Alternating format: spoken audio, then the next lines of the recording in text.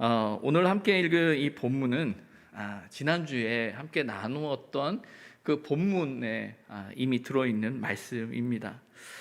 그럼에도 다시금 오늘 본문만을 따로 떼어서 여러분들과 또 우리가 함께 나누었으면 좋겠다 한 이유는 이 말씀이 예수님께서 예루살렘에 입성하신 이후에 이 종교 지도자들과 빚어지는 갈등의 이유를 담고 있기 때문이에요.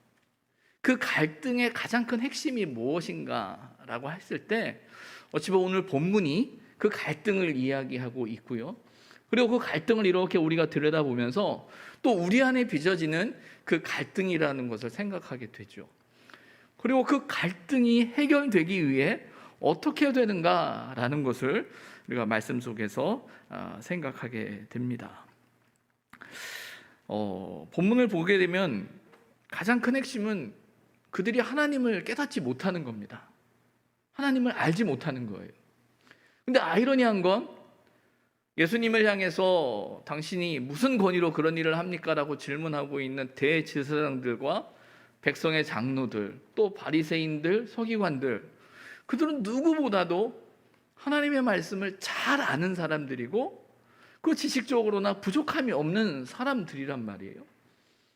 너무나 잘 아는 사람들인데 결과적으로는 그들이 하나님을 알지 못한다라는 거예요. 잘 아는 게 당연한 일인데 잘 알지 못한다. 왜 그럴까라는 생각을 하게 됩니다.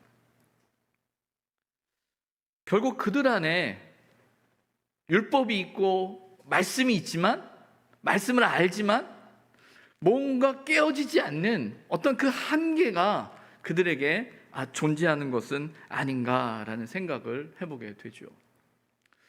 우리가 신앙생활을 이렇게 하면서 우리가 말씀을 듣고 깨닫고 신앙의 삶을 살아간다라고 할 때 어떤 신앙의 능력과 또 소망과 또 믿음의 역사, 또 어떤 그 믿는다라는 것에 있어서의 어떤 삶의 모습들에 대한 어떤 기대가 있는데, 때로는 그 기대대로 되어지지 않는 어려움 앞에 접할 때가 많이 있죠. 근데 그 상황을 보다 보면 한편으로는 우리가 온전히 믿지 못하는 것은 아닐까, 믿는다고 말하지만 믿지 못하는 건 아닐까라는 생각이 들 때가 있습니다. 오늘 본문은 먼저 시편 118편 22절과 23절의 말씀을 예수님께서 말씀하고 계세요. 우리가 지난주 나누었던 그 말씀, 그 비유에 연결이 되어져서 이 말씀을 한 것이 사실이지만, 또 한편으로는 이 말씀만 따로 떼어놓고 볼 수 있어야 하는데, 그 말씀의 시작이 말 그대로 시편 118편 22절과 23절의 말씀이죠. 시편 118편의 전체적인 내용은 이런 내용입니다. 시인이 자신을 둘러싸고 있는 그 원수들 앞에 놓여 있는 거예요. 그 삶의 문제 앞에 놓여 있는 거죠. 근데 이 문제를 어떻게 해결할 것인가 라고 할 때 그가 여호와의 이름으로 그 문제 앞에 서고 하나님의 구원을 소망하고 하나님의 구원을 기대하면서 나아가죠. 그러면서 그렇게 고백합니다. 여호와께 피하는 것이 사람을 신뢰하는 것보다 낫다라는 고백과 함께 하나님의 구원을 노래하고 있는 것이 시편 118편이에요. 그러면서 오늘 본문의 말씀을 고백하고 있어요. 건축자가 버린 돌이 집 모퉁이의 머릿돌이 되었나니 이는 여호와께서 행하신 것이요 우리 눈에 기이한 바로다. 하나님의 구원을, 하나님의 주권적인 역사를 고백하고 있는 말이죠. 그런데 그 하나님의 구원과 하나님의 주권적인 역사를 이야기하는 것이 건축자들이 버린 돌에 곧 그게 모퉁이의 머릿돌이 되었다라는 말로 하나님의 일하심을 이야기하고 있는 거예요. 이 건축자들이 버린 돌이다라는 이미지가 갖는 건 이겁니다. 그 시편 118편을 써 내려가고 있는 시인의 입장에서는 적들의 공격 앞에서, 적들의 포위 앞에서 도저히 우리 힘으로는 감당할 수 없는 상황이 되어진 거예요.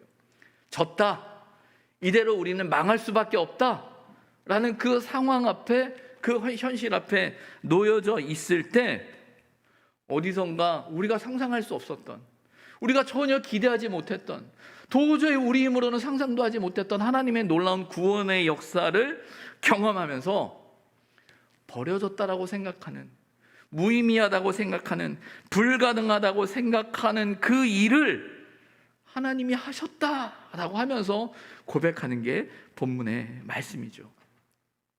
그래서 이 말씀은 이런 의미도 담고 있어요. 우리의 연약함을 통해 하나님이 일하신다. 버려졌다, 무가치하다, 무의미하다, 할 수 없다 라고 생각하는 것이 우리의 시선이라면 그 시선을 뛰어넘어 일하시는 하나님의 역사를 고백하는 것이 오늘 본문의 말씀인 거죠. 에스겔 16장의 말씀을 보다 보면요, 이스라엘에 대해서 이렇게 설명하고 있어요. 하나님께서 에스겔 선지자를 통해서 이스라엘에 대해서 이야기할 때 이렇게 말합니다. 내가 난 것을 말하건대.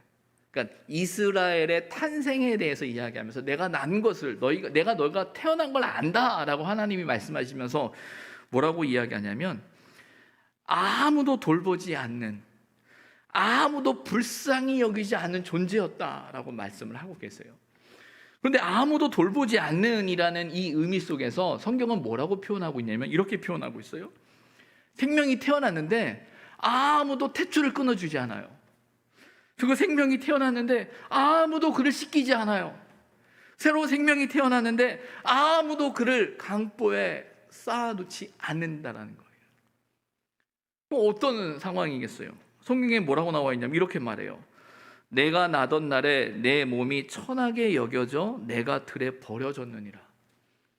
이스라엘이라는 존재는 어찌 보면 태어났지만 아무도 그를 품거나 불쌍히 여기거나 돌보지 않는 존재여서 들에 버려졌다라는 거예요.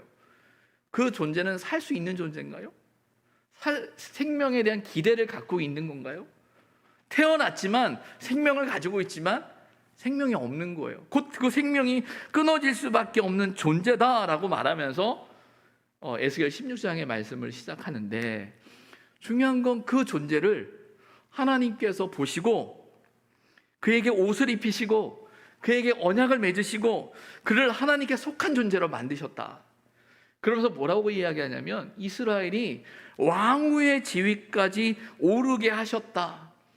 그래서 그 명성을 이방인들에게 다 알게 하셨다라는 말로 에스겔 16장에 이야기하고 있어요. 그런 존재가 이스라엘이다라고 이야기하면서 그랬는데 문제는 그들이 하나님을 떠났다라는 거예요. 마치 스스로 높아져서 자신의 힘으로, 자신의 능력으로 그 위치까지 올라간 것처럼 생각하다가 그들이 교만해져서 심판의 자리에 이르게 된다라는 이야기를 에스겔 16장에 기록하고 있어요. 근데 거기에 보면 정말 버려져서 아무도 돌보지 않는 그런 존재를 하나님께서 그 생명을 지키시고 붙드시고 세우셔서 왕후의 자리까지 오르게 하시는 하나님의 돌보심의 사건을 이야기하고 있거든요. 건축자의 버린 돌이 모퉁이의 머릿돌이 되었다라는 이 사건은 우리 인생 속에서, 저와 여러분의 삶 속에서 우리가 하나님을 믿는다라고 할 때 우리가 생각하는 절망적이다라고 생각하는 그 상황 속에 그 절망을 뛰어넘는 하나님의 역전을 이야기하고 있는 거예요. 그리고 그 하나님의 역전 속에서 하나님의 일하심을 이야기하고 있는 거예요. 예수님께서 이 말씀을 먼저 꺼내신 이유가 있죠. 하나님이 이렇게 일하신다라는 거예요. 하나님이 이렇게 일하고 계신다라는 거예요. 하나님의 일하심은 너희들이 생각하는, 우리들이 생각하는 그 생각과 그 수준과 그 상황 속에서 일하시는 것이 아니라 건축자들이 버려진 그 돌들을 모퉁이의 머릿돌로 세우시는, 우리가 상상도 할 수 없는 하나님의 놀라운 역사가, 그런 역사를 행하시는 분이 하나님이시다라고 이야기하고 있는 거죠. 왜 이런 말씀을 하시는가? 이 말씀을 던져놓으시고 이렇게 묻죠. 이 말을 너희들은 읽어보지 못했냐? 이 말은 너희들이 이 말씀이 시편에 나와 있는데 이 시편에 있는 말을 모르느냐라고 말하면서 단지 이 구절에만 머무는 질문은 아닐 거예요. 이 질문에는 너희가 그런 하나님의 역사를 알지 못하냐? 보지 않았냐? 창세기부터 시작되어지는 이 예언서의 구약의 말씀 앞에서 하나님께서 얼마나 많은 일들을 행하셨습니까? 우리의 생각과 우리의 기대와 우리가 아는 수준을 뛰어넘어 역사하시는 하나님의 일하심을 너희가 보지 못했냐라고 묻고 계시는 거예요. 하나님을 알지 못하냐? 어찌 보면 이 질문은 오늘 우리에게도 하는 말씀일 거예요. 우리가 다 하나님을 믿잖아요. 하나님을 아는 사람들이잖아요. 그런데 우리가 하나님을 아는데 하나님을 믿지 못하고 있는지도 몰라요. 하나님을 믿는데 하나님을 제대로 알지 못하는지도 몰라요. 어찌 보면 하나님의 일하심을 까먹어버리고 하나님의 역사하심을 까먹어버리고 지금까지 우리 인생과 우리의 삶 속에서 하나님의 역사하고 일하셨는데 당장 우리에게 주어지는 이 상황 앞에서 그 하나님의 일하심은 다 잊어버린 채 이거 어떻게 하면 좋지? 라고 고민하고 걱정하고 염려하고 있는 우리의 모습을 비춰보게 되죠.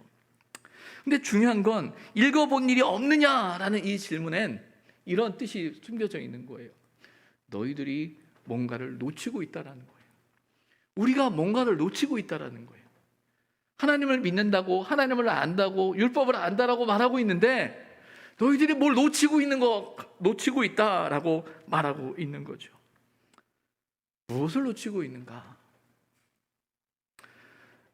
시편에 쓰여질 때는 이 버린 돌과 머릿돌의 개념이 그저 하나의 이미지처럼 그림으로 던져졌던 내용인데 오늘 본문에서 이 버린 돌과 머릿돌이 상징하는 상징이 있죠. 무엇입니까? 사도행전 4장 11절에 보면 이런 말씀이 나와요. 이 예수는 너희 건축자들의 버린 돌로서 집 모퉁이의 머릿돌이 되었다. 예수를 가리켜서 건축자들의 버린 돌이었는데 그게 집 모퉁이의 머릿돌이 되었다라고 사도행전 4장 11절에 이야기하고 있는 거예요. 이제 이 성령의 임재하심을 경험한 그 제자들이 이 말씀을 보면서 아는 거죠. 그 버려진 돌, 그 돌이 머릿돌이 되었다라는 것, 그게 누구냐? 예수님이라는 거죠. 예수님을 이야기하고 있는 거예요.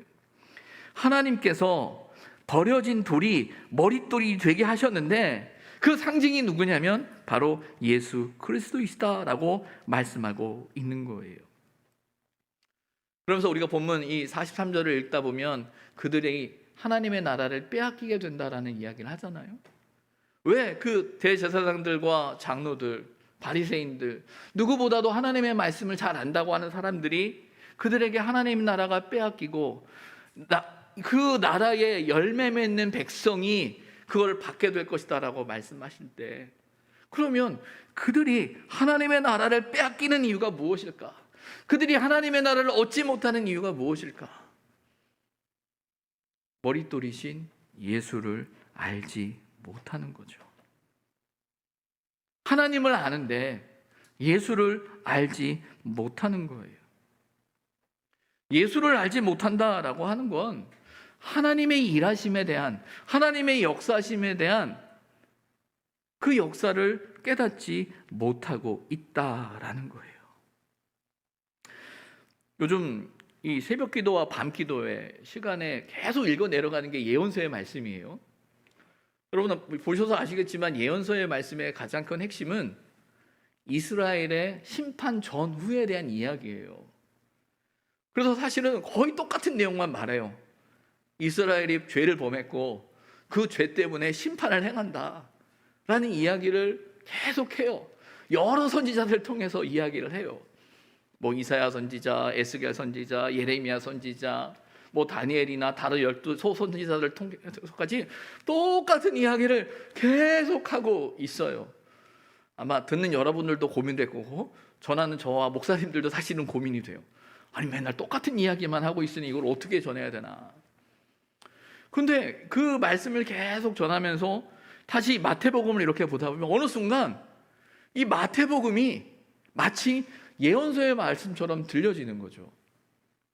예언서는 예언자들을 통해서 선포되어진 말씀이라고 하면 이 마태복음은 예수님, 마태에 의해서 기록되어져 있지만 예수님의 말씀을 전하잖아요.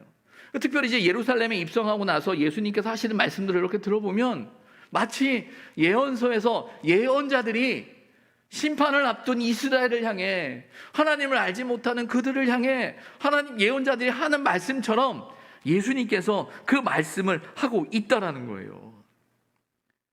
그들이 하나님을 알지 못한다, 너희들이 하나님을 온전히 모른다라고 말씀하고 계시는 거죠. 가장 큰 차이는 뭡니까? 예언서에 나오는 예언자들은 하나님의 말씀을 대언하는 입장이라면, 신약에 나오는 예수님의 말씀은 당신이 하나님이시고 당신이 하나님의 말씀을 선포하고 계시는 거죠. 선지자들의 말을 사람들이 깨닫지 못했던 것처럼 예수님의 말도 사람들이 제대로 깨닫지 못하고 있음을 성경은 이야기하고 있는 거예요. 근데 중요한 건 왜 그들이 예수를 믿지 못했을까라는 생각을 갖습니다. 우리가 이제 그 버린 돌, 돌에 대한 이야기를 하는데, 성경을 보다 보면 이 돌의 의미를 조금 더 구체적으로 설명을 하는 본문들이 있어요. 주보에도 제가 질문에 나와 있는데, 이사야 28장 16절이나 로마서 9장 33절이나 베드로전서 2장 4절부터 8절까지의 말씀이에요.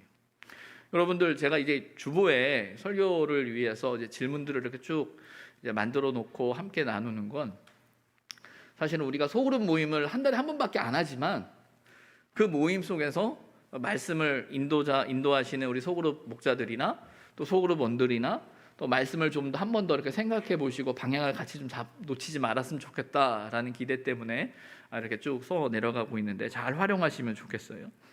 그런데 거기에 이사야 28장 16절, 로마서 9장 33절, 베드로전서 2장 4절에 보게 되면 그 돌의 의미를 다시금 언급해요.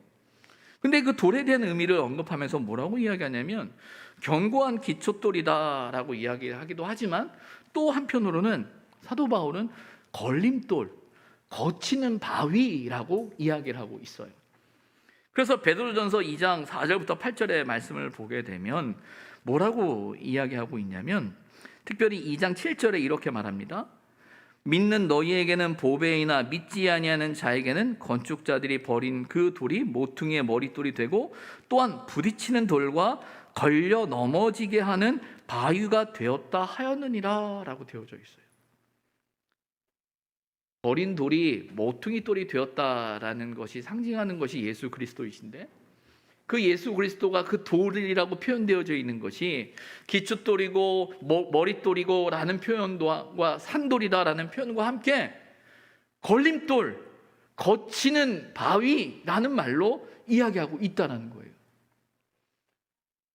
누구에게는 예수 그리스도가 반석이 되는데, 누구에게는 예수 그리스도가 걸림돌이 되고 거치는 돌이 되고 그로 말미암아 넘어지게 된다라고 이야기하고 있는 거죠.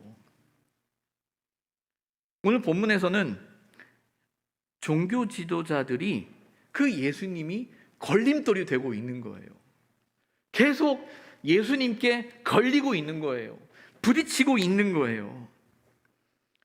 왜 그들이 예수가 계속 걸림돌로 그들에게 있을까? 성경은 분명히 이야기하죠. 믿는 자들에게는 그를 믿는 자는 부끄러움을 당하지 않을 것이다 라고 사도 바울은 이야기하고 있고요. 이사야 말씀을 보게 되면 믿는 이는 다급하게 되지 아니할 것이다, 믿는 사람은 흔들리지 않을 것이다 라고 말씀하고 있는 거예요. 그런데 중요한 건 이 종교 지도자들에게 부딪히는 돌이 되고 걸림돌이 되고 거치는 돌이 되는 이유는 믿지 못하는 거죠. 믿지 않는 거죠. 그래서 이 돌 위에 떨어져 깨져야 한다라고 말씀하고 계시는 거예요. 이 말씀이 이제 예루살렘에 입성하시고 나서 종교 지도자들과 계속적인 갈등 속에서의 가장 핵심이 되는 이유는 뭐냐면, 그 갈등의 이유는 깨어지지 못하기 때문이에요. 깨어지지 못하는 건 알지 못하기 때문이에요. 알지 못하는 건 자기가 아는 그 하나님의 틀 안에 갇혀 있어서 하나님의 일하심을 온전히 보지 못하는 그 모습을 말씀하시면서 깨져야 된다. 이 돌 위에 떨어져 깨져야 한다라고 이야기하고 계시는 거죠. 우리가 신앙생활하는 과정에서 우리가 말씀 안에 온전히 세워지기 위한 아주 중요한 과정 중에 하나가 이 깨어짐의 과정이에요. 깨져야 돼요. 이 깨진다는 말이 참 불편한 게 사실이에요. 깨져야 된다. 이게 뭘까라는 생각이 들죠. 돌 위에 떨어져 깨어져야 한다라는 것, 그 돌이 사람 위에 떨어져 가루로 만들어야 한다라는 표현 속에는 그 과정이 얼마나 지난하고 힘들고 어렵고 아픈 일일까라는 생각이 드는 게 사실이에요. 그런데 여러분, 이 일이 힘든 것은요, 하나님이라는 존재가 이해할 수 없고 어려운 존재이기 때문이 아니라 우리 스스로가 그렇게 만들기 때문이에요. 깨어지지 못하는 건 하나님이 우리를 깨트리지 못하는 게 아니라 우리 안에 이유가 있는 거예요. 지난주 토요일 날 교인 우리 집사님들이 관리부에 와서 작업을 하시고 토요일도 하고 주일도 작업을 했단 말이에요. 그 작업의 가장 큰 핵심은 엘림관 옆에 있는 화단을 치우는 일이었어요. 이 엘림관 건물 옆에 붙어서 조그마한 화단이 있는데 그 화단을 좀 치워야겠다라는 생각이 든 거예요. 왜냐하면 아시는 것처럼 이제 옛들이 수용이 되면 옛들에 여러 창고들이 있다 보니까 그 짐을 정리해서 옮겨야 될 공간들이 좀 필요해요. 그래서 그 공간들을 조금씩 찾아가고 방법들을 이제 집사님들이랑 고민을 하는데 이제 그 중에 하나가 그 화단만 없으면 그 공간을 뭐 창고를 갖다 놓든 어떻게 할 수 있겠다라는 생각 때문에 집사님께, 우리 관리부장인 집사님께 이 화단을 치우는 게 법적으로 문제가 되지 않습니까? 라고 여쭤봤더니 문제가 되지 않는다라고 하셔서 이제 그걸 치우게 된 거예요. 그래서 제 생각에는 그냥 집사님들과 봉사주의를 맞이해서 그 나무 자르고 흙 퍼 나르고 벽돌만 깨면 되지 않을까라고 생각을 하고 일을 시작하려고 했는데 우리 집사님께서, 관리부장인 집사님께서 작업을 하면서 옛들에 패인 곳이 많이 있는데 흙이 없다 보니까 석분도 한 30톤, 15톤 트럭 2대 정도 불러야 될 것 같고 포크레인을 와서 작업도 해야 될 것 같고 막 그런 얘기를 하시는 거예요. 근데 포크레인도 부르고 트럭 15톤 트럭도 들어오고 석분을 30톤이나 갖다 놓는다고? 이거 어떻게 될지도 모르는데 이게 다 뭐지? 라는 생각이 제 마음속에 들죠. 잘 이해가 되지 않는 거예요. 무엇보다 제 생각에는 이런 생각이 드는 거예요. 이게 가능한 일인가? 첫 번째는 이거예요. 엘림관 옆 공간이 좁은데 포크레인이 들어갈 수 있을까? 포크레인으로 작업하면 좋긴 한데 거기 들어가면은 이제 이 소방전도 있고요, 소화전도 있고요. 앞에 그 보일러 배기구도 있는 상황이라 이 포크레인이 들어갈 수 있을까? 또 하나는 석분을 옛들에 깐다고 말씀을 하시는데 석분이 말 그대로 돌가루거든요. 제가 아는 수준에서 말씀드리는 거예요. 돌을 깬 거라고 하면은 내가 본 돌 깬 가루라고 하는 건 돌덩이나 자갈이나 때로는 이 파쇄석이라고 해가지고 막 건축 현장에 폐기물처럼 만들어져 있는 막 그런 것들을 혼자 막 상상을 한 거예요. 이제 그런 걸 깔 텐데 그걸 깔면 옛들의 풍경이 깨지는 건 아닌가? 세 번째는 토요일 날 아침에 작업을 해야 되는데 그 아침에는 사람들이 출근 전이기 때문에 이 들어오는 진입로가 차가 더 많단 말이에요. 근데 그 아침에 이 15톤 트럭이 들어온다라는 게, 그리고 가져온 흙을 목사님이 하시는 말씀에 흙을 길에다가 부어 놓는다고 해서 그걸 길에다 부어 놓으면 이거 누가 다 치우고 이거 길 막히면 어떻게 되는 거야? 라고 하면서 이런 걱정과 생각이 제 마음속에 막 드는 거예요. 그럼 제 고민이 이해가 됩니까? 네? 무슨 말인지. 그러니까 혼자 막 생각을 많이 한 거예요. 그러다가 이건 도저히 아니겠다 싶어가지고 제가 집사님께 전화를 했어요. 집사님, 제가 이런 걱정을 하고 있습니다. 포크레인 가능합니까? 네, 목사님. 포크레인은 가장 작은 것보다 조금 큰 거 하면 전혀 문제되지 않습니다. 또 하나 석부는 돌가루인데요. 이거는 괜찮습니다. 그리고 15톤 덤프트럭 예틀에 뭐 올 수 있습니다. 얘기를 하시는 거예요. 나름대로 성실하게 저한테 설명을 해주시는데 솔직히 말씀드리면 이해가 안 됐어요. 그래도 안 됩니다. 그게 제 마음이었는데 어떡합니까? 믿어야죠. 그 일을 이해가 되지 않았어요, 솔직히. 근데 집사님이 그렇게 말씀하시니까 집사님을 믿은 거죠. 그래, 내가 이해는 안 되는데 믿자. 그러면서 주중에도 목사님들이랑 모여서 회의를 하는데 제가 이런 이야기를 할 때 목사님들 다 똑같이 다 동의하죠. 그렇죠, 목사님, 이거 어떡하죠? 근데 이유는 뻔한 거예요. 우리가 아는 수준이 그거밖에 안 되는 거예요. 알지도 못하는 우리끼리 모여가지고 야, 이거 안 되지? 아, 맞아요, 그거 안 될 것 같아요. 이거 어떻게 안 돼? 이거 어떻게 하면 좋죠, 목사님? 야, 그러게 이거 어떻게 하면 좋냐? 어떻게 하면 좋냐? 근데 그렇게 걱정을 하다가 토요일에 작업을 했어요. 포크레인 안 불렀으면 큰일 날 뻔했습니다. 아마 작업하고 여러 집사님들 교회 떠났을 거예요. 다시는 내가 이런 교회 안 다닌다. 얼마나 집사님께 고마운지. 그리고 나서 석분을 옛들에 깔았어요. 정말 석분을 까니까 정말 금방 단단해지는 거예요. 깔끔해지는 거예요.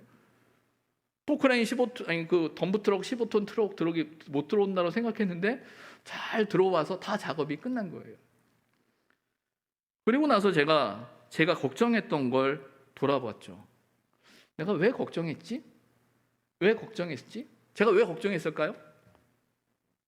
제가 왜 혼자 걱정했을까요? 제가 아는 게 그거밖에 없었던 거예요. 제 수준에서, 제 생각에서, 제 판단에서, 제 머릿속에 그려진 그 경험과 생각 안에선 걱정할 수밖에 없는 거예요. 그런데 경험을 많이 갖고 있고 잘 알고 있는 집사님 입장에서는 걱정거리가 아닌 거죠. 다 되는 일인 거죠.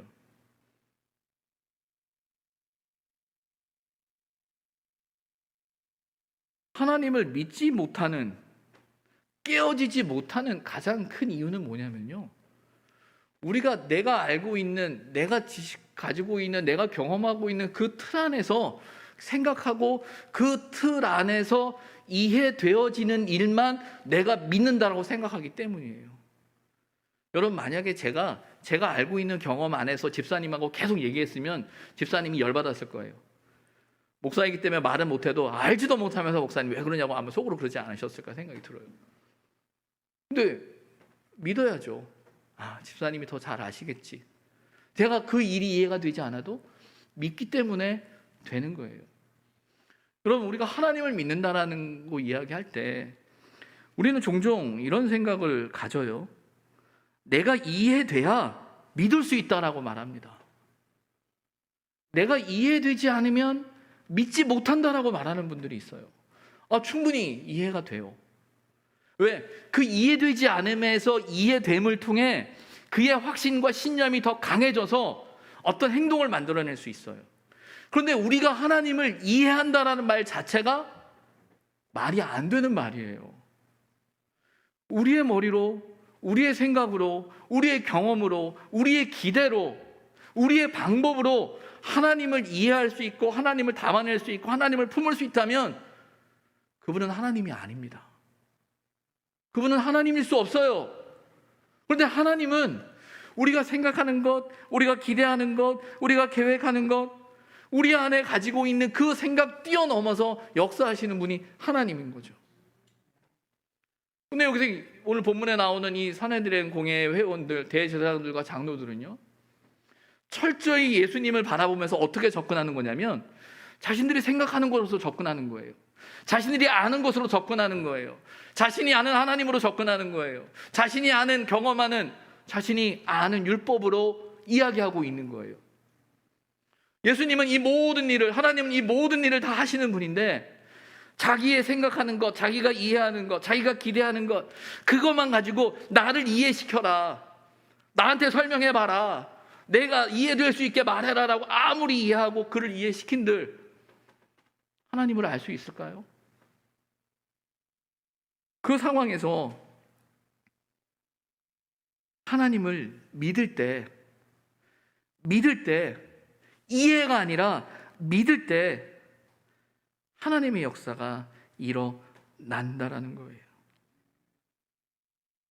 우리가 예수를 믿는다라고 할 땐 사실은 이 부딪힘이 다 있어요. 이 부딪힘이 필요해요. 그리고 이 부딪힘 속에서 나의 깨어짐이 필요해요. 근데 이 부딪힘에 있어서 깨어지지 못하면 늘 그 수준에 머물러요. 그리고 늘 그 수준에서 하나님을 생각하고요, 하나님을 바라보고요, 그냥 그 수준에서 사는 거예요. 우리 신앙은 저와 여러분의 이해 수준에 머무는 게 우리 신앙의 자리가 아닙니다. 우리의 믿음은 우리의 이해를 뛰어넘어 역사하실 그 하나님을 이해하는 게 아니라 믿는 거예요. 왜? 하나님이시니까. 그리고 하나님은 이미 그 많은 일들을 행하셨음을 성경을 통해서 우리에게 이야기하고 계시는 거예요. 끊임없이 이스라엘 백성에게 출애굽의 사건을 이야기하고, 가나안 땅에 입성하게 하신 것을 이야기하고, 내가 너를 구원했다 이야기하고, 내가 너희를 정말 아무도 거들떠보지 않는 너희 존재들이었는데 내가 너희를 사랑하고 내가 너희를 인정하고 너와 언약을 맺고 너희가 옷을 입히고 너를 왕후의 지위까지 오르게 하지 않았느냐라고 말씀하시면서 내가 너희에게 역사했던 걸 왜 기억 못하냐라고 끊임없이 이야기하는 하나님의 일하심을 이야기한다고요. 그런데 우리는 자꾸 내가 경험하는 그 틀 안에만 이렇게 갇혀서 내가 이해되어야지만, 내가 알아야지만, 그게 하나님이다라는 생각하고 계속 거기에 머물러 있다면 하나님을 경험하지 못하는 거죠. 우리가 이해할 수 없다면요, 때로는 믿고 기다려야 합니다. 이해할 수 없기 때문에 믿지 못하는 게 아니라 이해할 수 없다면 믿고 기다릴 수 있어야 한다라는 거예요. 하나님이 어렵기 때문에 믿지 못하는 것이 아니라 내가 모른다는 걸 알지 못하기 때문에 믿지 못하는 거예요. 하나님이 어려우신 분이 아니고요, 내가 모른다는 걸, 내가 다 알지 못한다는 걸 내가 모르는 거예요. 그걸 깨닫지 못하니까, 내가 모른다는 걸 모르고 살아가니까, 그 틀을 깨지 못하니까 하나님의 역사가 나타나지 않는 거죠. 우리가 경험하고 기대하는 것 그 안에 하나님을 가두지 마시기 바랍니다. 우리가 깨어져야 되고요, 우리가 그리스도 안에서 그 깨어질 때 하나님을 더 깊이 만나게 되고 우리 신앙의 자리에 의미와 가치가 달라지는 거예요. 그 깨짐은요, 그분을 온전히 인정하는 겁니다. 하나님을 온전히 인정하는 거예요. 이해되지 않아도, 때로는 너무 화가 나도, 때로는 너무 속상해도 하나님을 인정하는 겁니다. 그리고 때로는 기다리는 거예요. 근데 분명한 건 우리의 기다림 속에 알게 하시고 깨닫게 하시는 거예요. 바라기는 예수 그리스도를 믿는 그 믿음이, 예수 그리스도를 아는 그것이 흔들릴 수밖에 없는 이 세상 속에서 저와 여러분을 견고히 붙드는 반석이 되었으면 좋겠어요. 예수란 이름이, 예수를 믿는다라는 것이 오늘날 이 세상 속에 사람들에게 어떻게 들릴지 모르겠어요. 근데 지금은 사람들이 어떻게 듣는지 중요하지 않아요. 저와 여러분이, 우리가 그 예수 그리스도를 어떻게 고백하느냐라는 거예요. 그 예수 그리스도를 어떻게 믿고 있느냐라는 거예요. 그 예수 그리스도를 믿고 우리가 어떻게 사느냐라는 거예요. 예수 그리스도를 믿기 때문에 내가 오늘 살아갈 수 있고, 예수 그리스도를 믿기 때문에 이해할 수 없는, 감당할 수 없는 이 세상 속에 내가 오늘도 살아갈 수 있는 이유가 그분께 있다라고 고백하는 그 고백이 필요한 시대고, 그리고 그런 고백이 있어야 우리가 오늘을 살아갈 수 있는 겁니다. 하나님께서 저와 여러분 가운데 그런 은혜를 주시기를 소망합니다. 그리고 그 소망 가운데 그 반석 위에 견고히 세워지는 은혜가 있기를 바랍니다. 기도하겠습니다.